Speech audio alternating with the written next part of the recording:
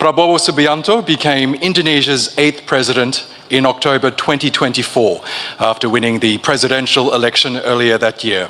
A former military general and businessman, he received an international education before graduating from the Indonesian Military Academy in 1974 and quickly rose through the ranks of the Army's elite special forces.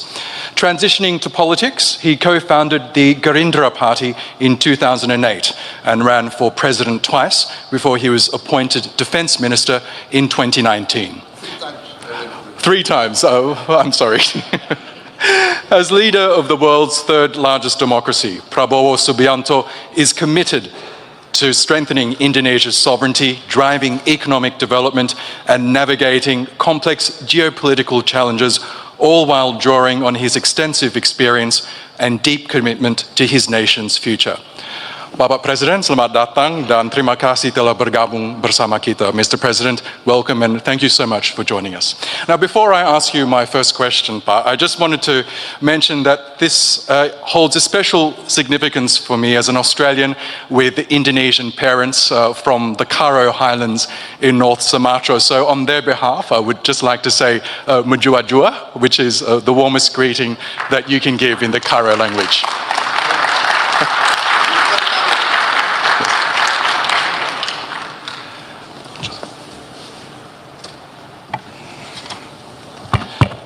Now, Mr. President, as you know, this year's ADF is held under the theme Reclaiming Diplomacy in a Fragmented World.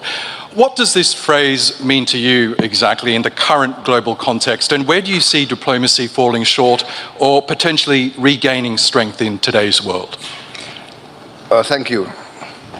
To be very frank, I tend to be now a bit pessimistic about the success of diplomacy. But I realize that we cannot give up on diplomacy. Why do I say I'm pessimistic? Because what we see now in the reality, the real world, what we are witnessing now is actually the carrying out of the age-old adagium, the age-old,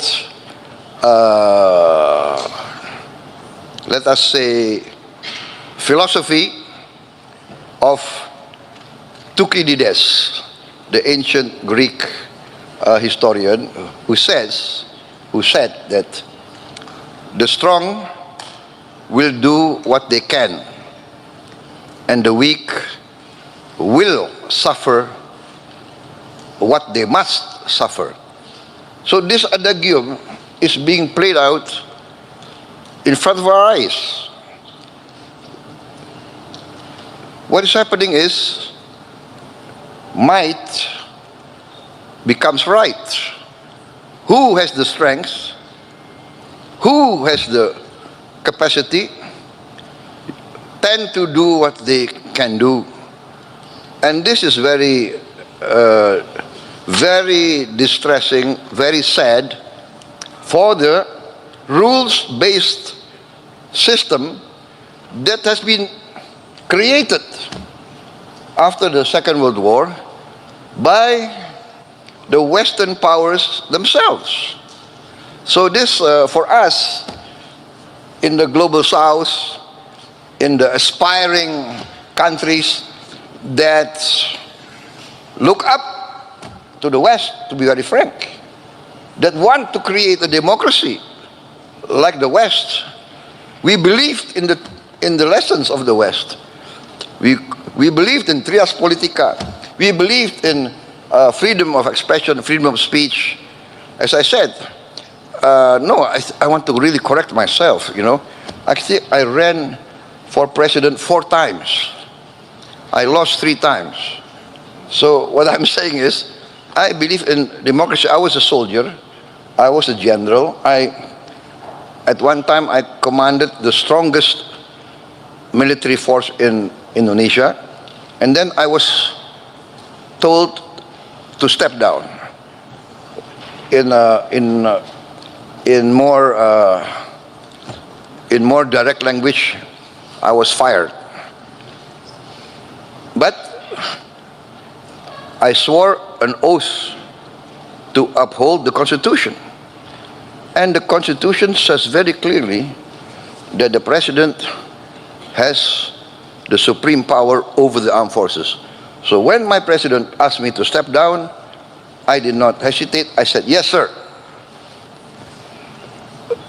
So what I'm saying is we believed in democracy, we believed in human rights, we believed in the rules-based order, but now, all of a sudden, we see before our eyes, let us say, what President Erdogan mentioned,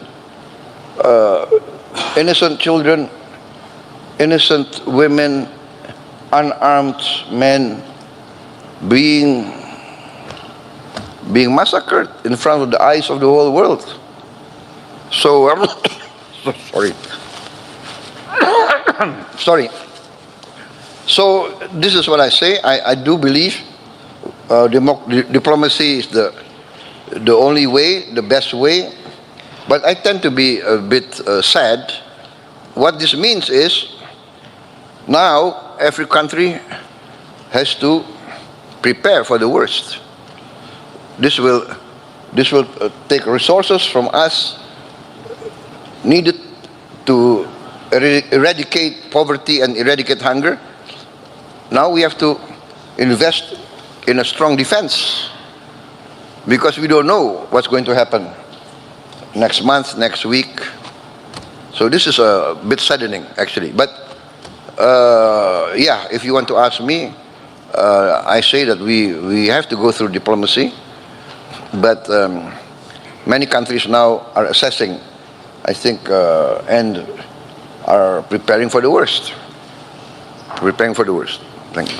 Well, Indonesia, as we know, is known as a strong advocate for a more just and balanced global order. It sounds like you want to carry that tradition as well. From your perspective, what would an ideal global order look like? Well, actually, we already have the format. We have the United Nations. We have many institutions which are doing great work.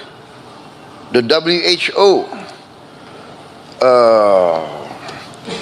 many, the UNICEF, the FAO, the Food and Agriculture Organization, they're doing very, very great work, overcoming hunger, so we do have a format.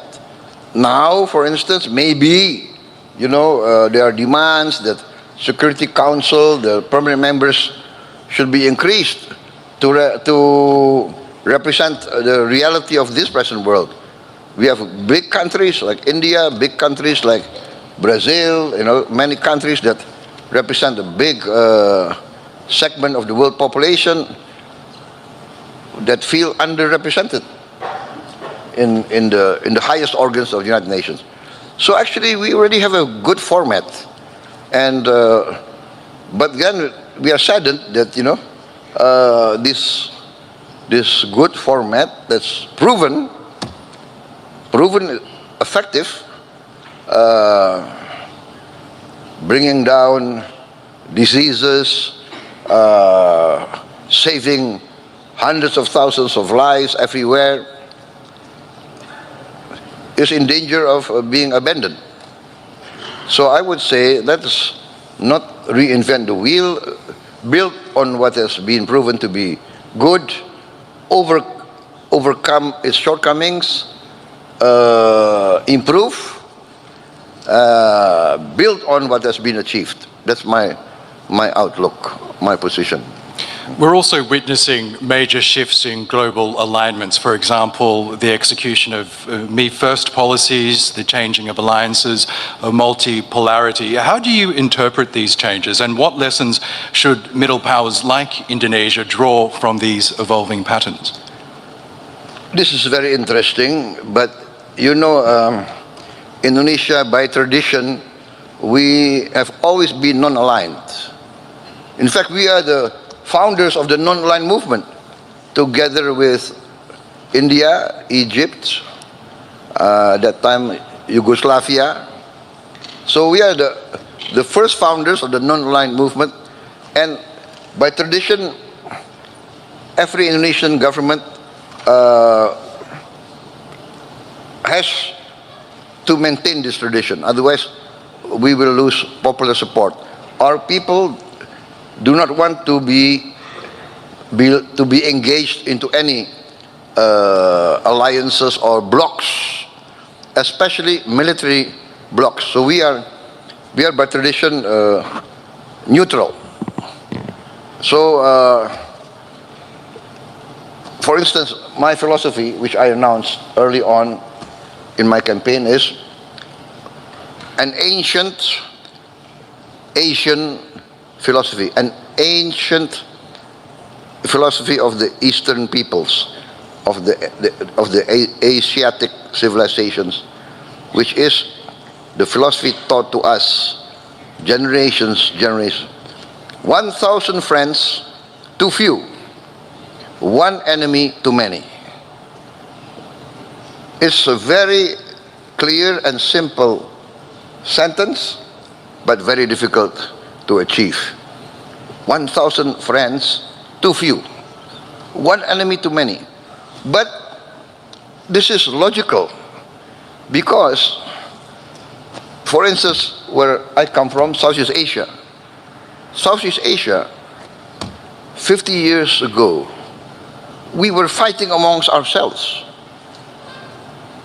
We, neighbors, sending troops to each other's territories, claiming each other's territories. This is South Asia 50 years ago.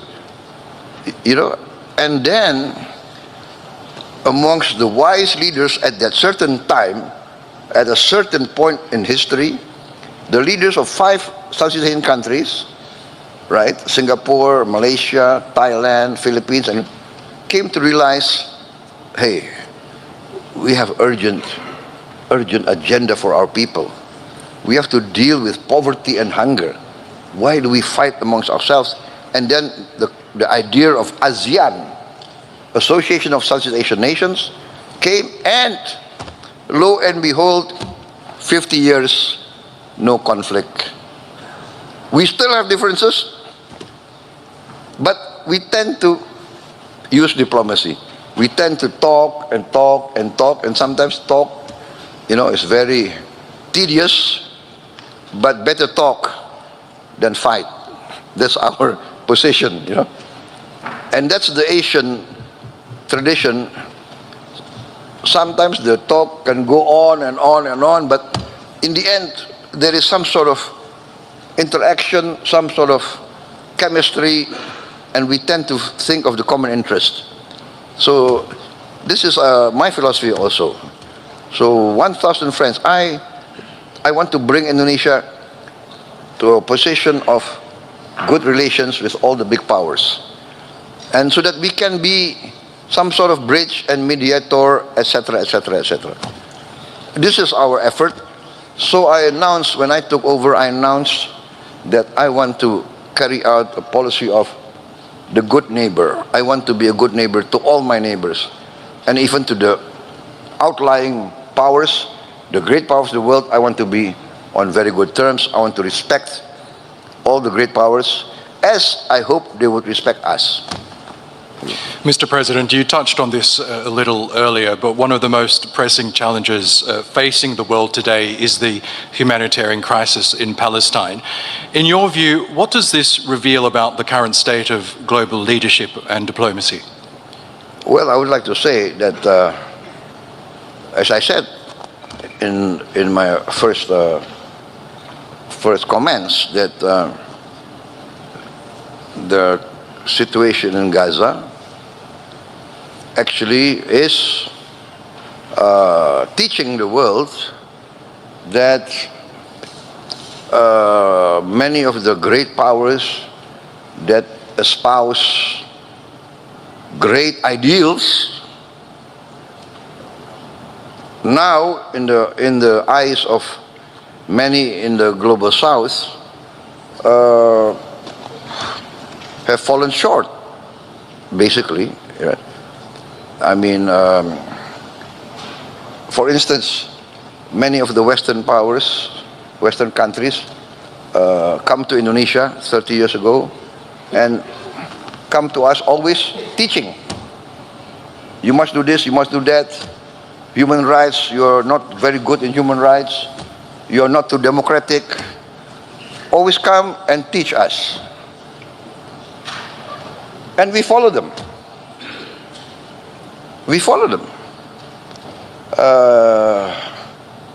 And then, now we see that you come to us, you teach us human rights, but when you see flagrant violation of human rights in front, every day, every night on television, many of those who come to teach us, they keep quiet.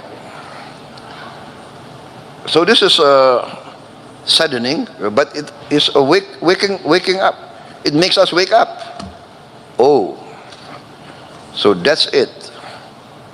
You tell us we must do this, we must do that, we must do this, and then you violate, or you keep quiet, or you accept these violations. How can a 6-year-old boy or girl be guilty of anything? How can an armed mother be bombed and lose their house and lose everything? It's I think, something that's very hard to digest, actually. And that's why I try to do what I can. That's why I'm traveling tomorrow. Tonight I go to Cairo. I will consult with President Sisi. Then I'm going to Doha, and I go to Amman, consult with King Abdullah, and then people ask, why? You are so far away. You are in Indonesia.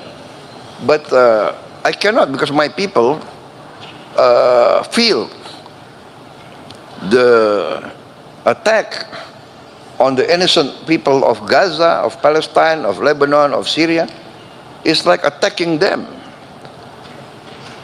Indonesia, of course, is majority Muslim, but I feel also that I must contribute what I can.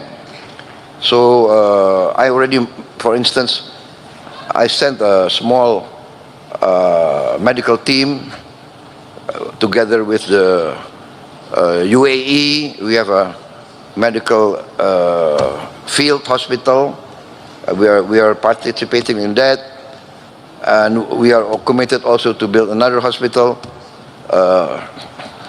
in Palestine, in West Bank, maybe also in Gaza. And I've already announced that we are willing to accept wounded civilians that need medical care, also children and young students who have not gone to school for many years. We are willing to give them scholarships, and we already have some Palestinian students already, but not enough, but we are willing to increase that. And of course, after they complete their education and they complete their medical treatment, I mean, they must return to their homeland. So Indonesia, we are trying to convince everybody that the only real solution, a permanent solution, will come only by a two-state solution with an independent Palestine. But I also said that at that time we must also satisfy the concerns of the Israelis. They also must be guaranteed their right for security, their right of existence. I think in the end there should be peaceful collaboration, I think. That is the key to a real peace. Yes, and we know that your continued support of the Indonesian hospital in Gaza has been key to providing life-saving medical services in the enclave. Now, if I could turn to the Indo-Pacific region, we know the region is increasingly becoming a stage for great power rivalry, a potential flashpoint. As a leading voice in ASEAN, the Association of Southeast Asian Nations, how does Indonesia plan to manage these tensions while also working with ASEAN to keep the region peaceful and stable? Yes, you know, as many times in many different fora, in many different instances, I've said that our only way is engagement. Engagement and mutual respect. So, in the end, I always propose collaboration. We have sometimes conflicting territorial claims. This is natural because we have been subjugated to many centuries of foreign domination, of colonialism, of imperialism. Some countries from somewhere came, they seem to like the wealth of some of our regions, and they say, okay, now this is ours. And they put up their flag. You see, so after a long period of struggle against colonialization and imperialism, most of the countries in our region achieved independence. But still the leftover of those centuries, you know, boundaries which are not clear, etc., etc., they are now the heritage given to us that we have to clear up all this mess. So we succeeded in cooperation with Vietnam. We have, I don't know, several decades of territorial claims and counterclaims, but we have resolved it a few months ago. I'm proposing also to my good friend and my good brother, the Prime Minister of Malaysia, let's solve the outstanding issues that we have with Malaysia.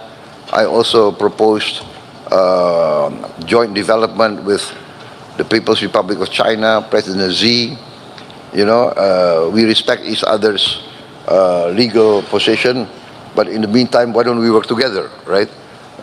We have some overlapping maritime areas, zones.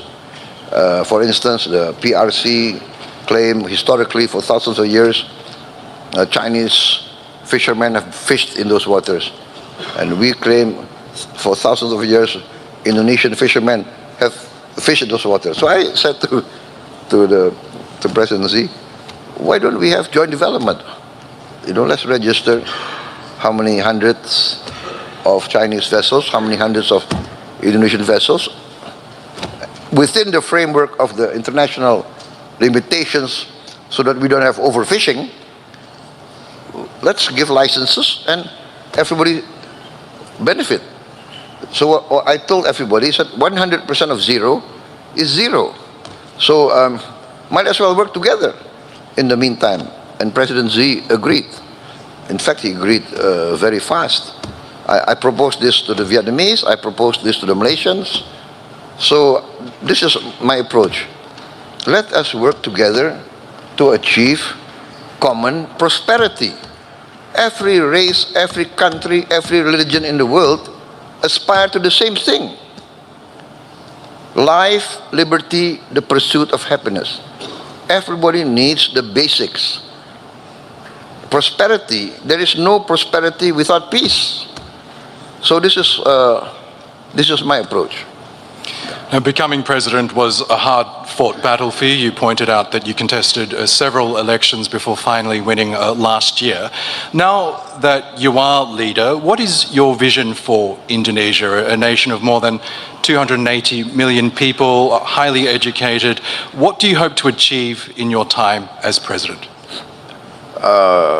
Number one, I have to safeguard the nation's wealth, our natural resources, our wealth must be safeguarded to protect it and to make it useful for future generations. That's at most, because without the resources, then it's very difficult to achieve prosperity. Number two, we must have wise, correct, and common sense policies. That is the duty of every government, in my opinion. After being an amateur historian, I studied the history of many civilizations. The key to every country's well-being and independence is the ability of every country to guarantee food for its people, food security. And I think this is also the realization of the United Nations.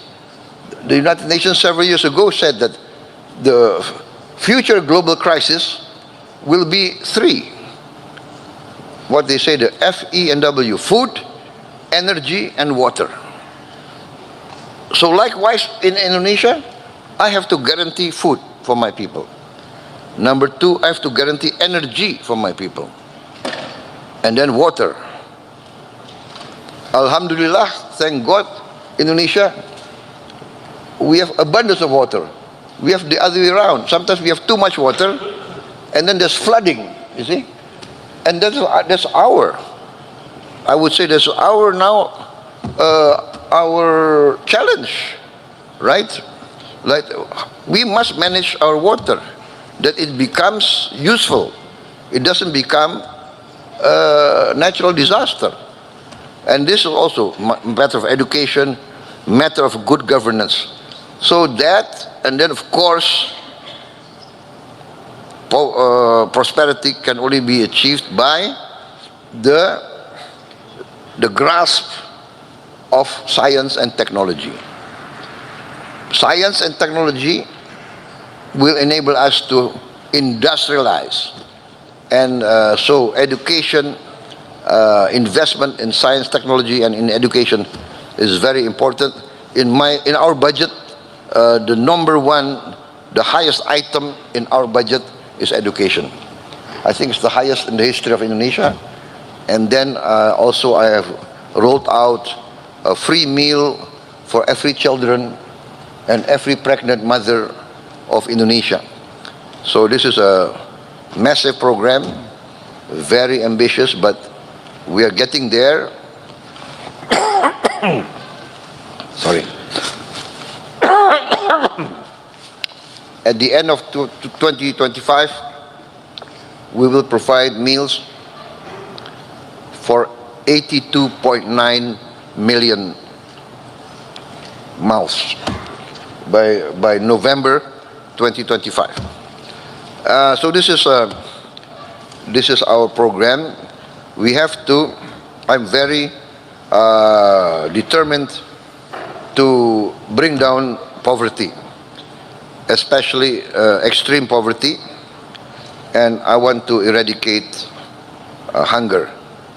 Nobody must go hungry in a nation that is a member of the G20. Thank you. And finally, Mr. President, this year marks 75 years of Indonesia-Turkey diplomatic relations. Both nations share a deep historical bond and strategic partnership.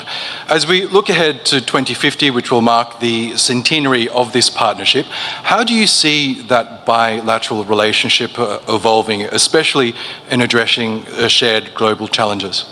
I'm very optimistic in this case. I'm very bullish in the sense that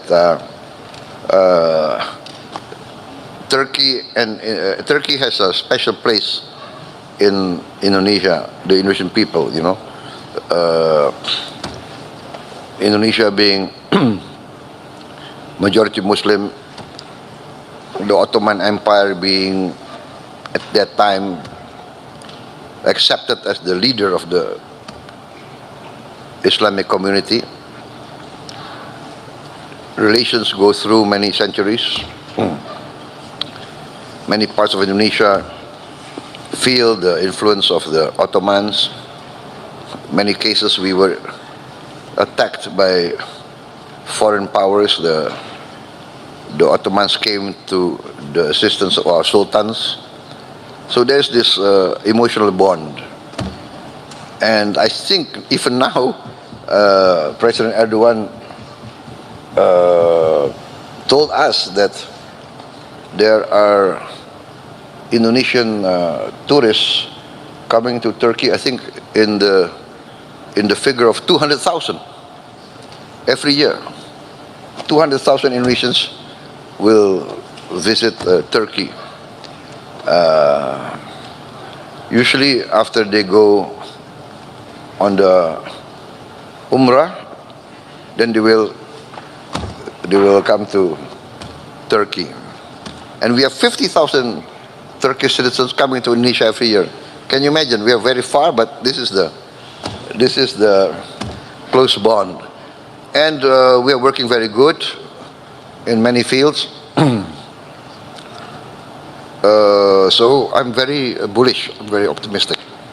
I can also attest that many Indonesian citizens now call Turkey a home and have set up delicious Indonesian restaurants in Istanbul to my benefit. So that's a great way of ending. You are living here? In Istanbul, yes, I am, sir. Yes.